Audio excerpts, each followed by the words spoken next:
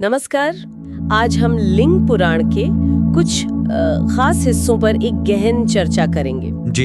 ये अंश हमें सृष्टि कैसे बनी, समय की जो विशाल अनोखी समझ है, और हाँ, भगवान शिव के अलग अलग रूप और उनकी पूजा उपासना के तरीके, इन सब के बारे में काफी कुछ बताते हैं। बिल्कुल। तो हमारा मकसद यही है कि इन प्राचीन बातों से कुछ अहम और दिलचस्प जानकारियां निकालें। इसमें गहरी सोच भी है, कई कहानियां भी है। तो चलिए शुरू करते हैं। हाँ, जरूर। सबसे पहले ये पुराण कहता है कि शिव ही परम ब्रह्म है ना? हाँ। मतलब वो जो दिखते हैं लिंग रूप में और जो नहीं दिखते यानी अलिंग रूप में भी। हाँ, बिल्कुल। वही स्थूल है, सूक्ष्म है और परात्पर ब्रह्म भी, सब कुछ वही। और ये जो लिंग रूप है, हाँ, उसी को इस क्या कहते हैं, दृश्य प्रपंच का, इस दुनिया का मूल कारण बताया गया है। अच्छा। जो प्रधान या प्रकृति है ना, उसे ही उनका उत्तम लिंग माना गया है। प्रकृति को शिव का लिंग, ये तो काफी गहरा है। जी।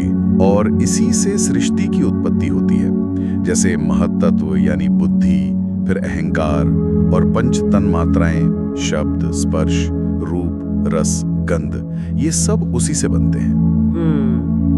और वो ब्रह्मा और विष्णु वाली कहानी भी तो इसी से जुड़ती है ना?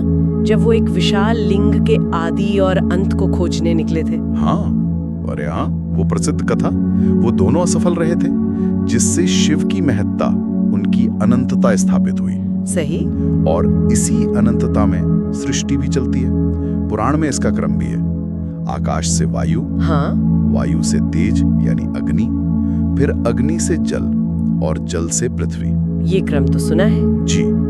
और फिर अहंकार से ज्ञानेंद्रियां, कर्मेंद्रियां और मन, ये सब बनते हैं। और समय की बात तो वाकई दिमाग घुमा देती है। देवताओं का 1 साल मनुष्यों के 360 साल के बराबर। हाँ, ये देवताओं और मनुष्यों के समय का अंतर। और फिर युगों की बात, सतयुग, त्रेता, द्वापर, कलयुग और कल्प, यानी ब्रह्मा का एक पूरा दिन। ये समय का एक चक्र दिखाता है ना, जो बस चलता रहता है। बिल्कुल, एक पहिए की तरह।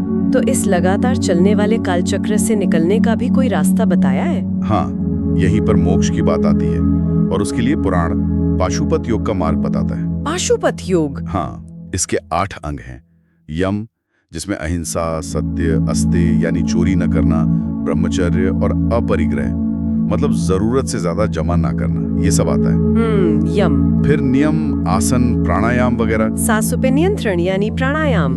और शरीर की अलग अलग वायुओं जैसे प्राण, अपान, व्यान, इनको जीतने का महत्व बताया गया है। ये योग का मार्ग तो काफी अनुशासन वाला लगता है, पर वो श्वेत मुनि की कहानी भी तो है, जिन्होंने सिर्फ भक्ति से ही मृत्यु पर विजय पाली थी। हाँ, श्वेत मुनि की कथा बिल्कुल सही याद दिलाया।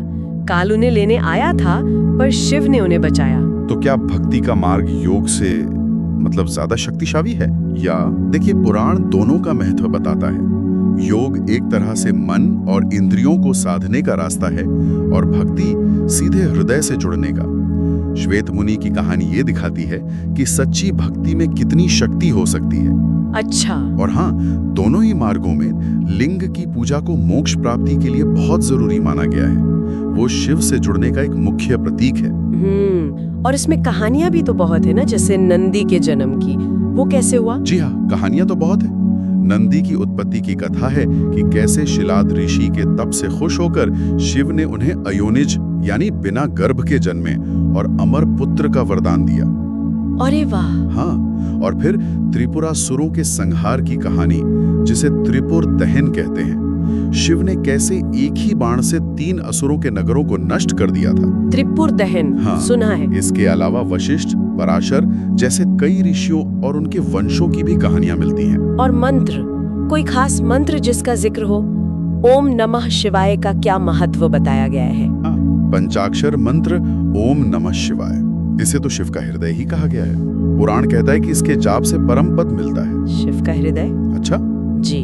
और इसके अलावा भी कई अलग अलग गायत्री मंत्रों का उल्लेख है, अलग अलग देवताओं और उद्देश्यों के लिए। तो कुल मिलाकर देखें तो लिंग पुराण हमें शिव की सर्वव्यापकता, वो हर जगह है, सृष्टि के रहस्य, समय का ये गोल चक्कर और मुक्ति पाने के अलग अलग रास्ते, खासकर लिंग पूजा, योग और भक्ति, इनके बारे में काफी कुछ बताता है। सही कहा। ये दिखाता है कि कैसे अलग अलग तरीकों से उस एक परम तत्व तक, शिव तक पहुंचा जा सकता है।